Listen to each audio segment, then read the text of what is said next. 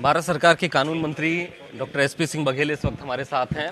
ज्ञानवापी प्रकरण में कानून अपना काम कर रहा है, लेकिन कानून मंत्री क्या सोच रहे हैं? सर, ज्ञानवापी प्रकरण में आज से डिस्ट्रिक्ट कोर्ट में सुनवाई होनी है, क्या आपको लग रहा है क्या होगा वहाँ? ये देश संविधान से चलेगा और कानूनों से चलेगा। डेमोक्रेसी है, मोबोक्रेसी नहीं है यहाँ पर।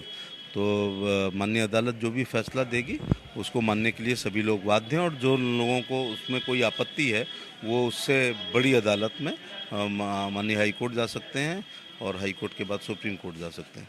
मुस्लिम पक्ष कह रहा है कि सबूतों के साथ ठीक से उनका विश्लेषण ठीक से नहीं किया गया। शिवलिंग को वो बता रहे हैं कि वो फाउंटेन है, उसको शिवलिंग बताया जा रहा है। पहले वो ये बताएं, मुस्लिम पक्ष को से एक बात पूछना चाह रहा हूँ मैं कि काशी है वो भगवान शंकर द्वारा बसाई गई एक नगरी है, और तब इस्लाम का अता पता नहीं था कि कहाँ है।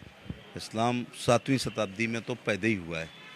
भारत में छोटे मोटे हमले लुटेरे आए, लूट लाट के चले गए, लेकिन स्थायी रूप से मोहम्मद गोरी 1192 में तराई के दूसरे युद्ध जीतने के बाद स्थायी रूप से रहा। एक लंबी श्रृंखला है, आपको तो बता दूं कि उसके बाद इल्तुतमिश, कुतुबुद्दीन ऐबक, फिर इल्तुतमिश, फिर रजिया, फिर बलवन, फिर खिलजीस, फिर तुगलक, फिर लोदीस, फिर मुग़ल। तो ये तोड़ा ताड़ी की गई है। अगर वो फव्वारा भी है तो ये बाद में फव्वारा आया ना, फव्वारा की बात क्यों कर रहे हैं?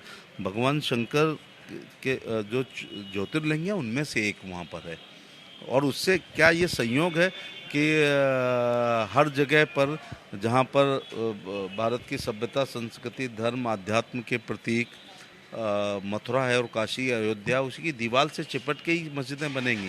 ये संयोग नहीं है, ये बनाई गई हैं।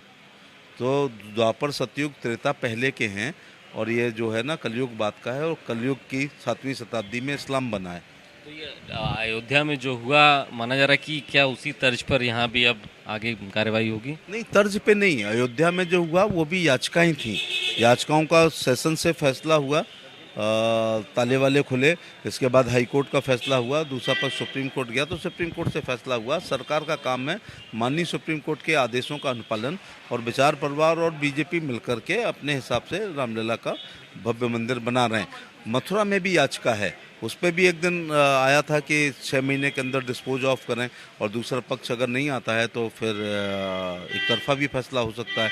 इसी प्रकार से काशी में याचिकाएं हैं, वो याचिकाओं की सुनवाई के दौरान ये सब फैसले आ रहे हैं। अच्छा, एक आखिरी सवाल, ऐसे जो मामले में बढ़ते चले जा रहे हैं, आपने कहा काशी में चल रहा है, मथुरा में भी ऐसे ही देश के कई हिस्सों में एक क्लेम किया जा रहा है ऑल इंडिया पर्सनल मुस्लिम बोर्ड की तरफ से तकरीबन 55,000 ऐसे केसेस अब सामने आ रहे हैं। ऐसे तो एक जो बोलते हैं भाईचारा, वो डिस्टर्ब होगा। 12,776 टूटे हुए मंदिरों का जीर्णोद्धार प्रातः वंदनीय पूर्ण श्लोका लोक माता महारानी अहिल्याबाई होलकर, जो इंदौर की महारानी थी, उन्होंने किया था। सोमनाथ भी तो टूटा था ना। पहला जीर्णोद्धार अहिल्या जी ने कराया, दूसरा सरदार पटेल ने कराया। त्र्यंबकेश्वर है, घुश्नेश्वर है, या गया जी हैं। तो कहने का मतलब ये है कि जब एक तरफा कार्रवाई दिल्ली सल्तनत से लेकर मुगलों ने की है तो लोग तो सवाल उठाएंगे ना। चलिए, बहुत शुक्रिया हमसे बात करने के लिए। तो कानून मंत्री डॉक्टर एसपी सिंह बघेल थे।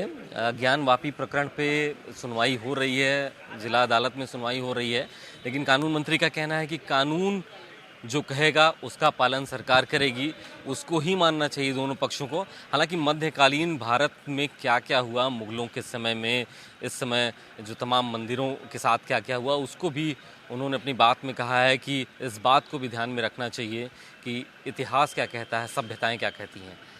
कैमरामैन गिरीश के साथ अभिषेक पांडे, भारत समाचार, लखनऊ।